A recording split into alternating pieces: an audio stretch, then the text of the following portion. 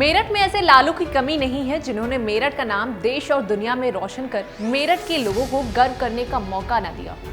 ऐसे में मेरठ निवासी और केंद्रीय रिजर्व पुलिस बल में असिस्टेंट कमांडेंट अमित कुमार ने मेरठ के हिस्से में एक और बड़ी उपलब्धि डाली है। बता दें, क्रांति दिवस की पूर्व संध्या पर असिस्टेंट कमांडेंट अमित कुमार को राष्ट्रपति द्रौपदी मुर्मू ने अदम्य साहस और वीरता के लिए शौर्य चक्र से सम्मानित किया है। अमित कुमार को ये सम्मान 12 अक्टूबर 2020 को बरजुल्ला इलाके में हुए ऑपरेशन के लिए दिया गया है।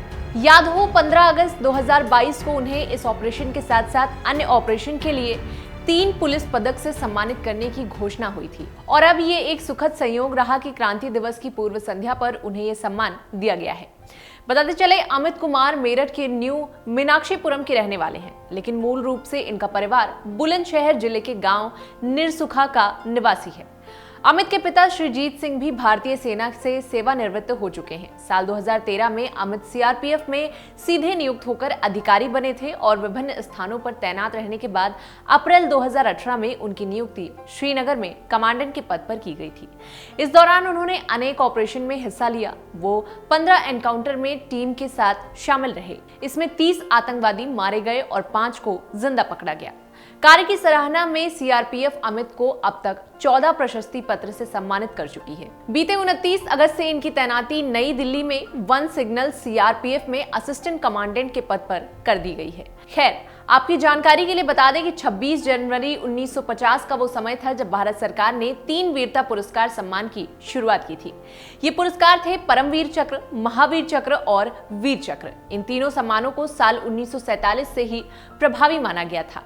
इसके बाद 2 साल बाद यानी कि 4 जनवरी 1952 को 3 और वीरता पुरस्कारों का ऐलान किया गया। ये पुरस्कार थे अशोक चक्र श्रेणी 1, अशोक चक्र श्रेणी 2 और अशोक चक्र श्रेणी 3।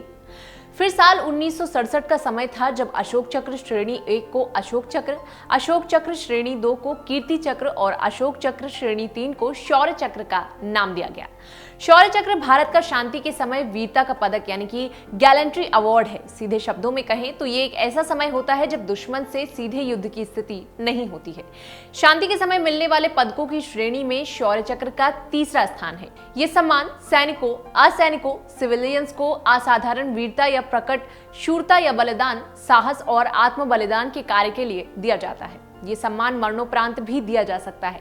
इस पुरस्कार को 1 साल में 2 बार दिया जाता है। एक बार 26 जनवरी को यानी कि गणतंत्र दिवस के मौके पर और दूसरा 15 अगस्त यानी कि स्वतंत्रता दिवस के मौके पर। राष्ट्रपति खुद इस सम्मान को सौंपते हैं।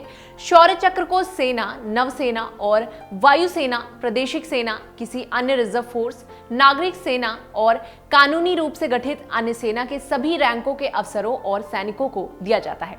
सशस्त्र सेना की नर्सिंग सेवा के सदस्य भी इससे सम्मानित किए जा सकते हैं। इसके अलावा ये सम्मान सिविलियंस, नागरिक और पुलिस फोर्स, केंद्रीय पैरामिलिट्री फोर्स और रेलवे सुरक्षा फोर्स के सदस्यों को भी उनकी वीरता या बलिदान के लिए दिया जा सकता है। तो बस आज की वीडियो में बस इतना ही। मैं निधि जल्द लेकर हाजिर होंगी कुछ ऐसी ही खबरें। तब तक के लिए देखते रहें और करते रहें बातें यूपी की।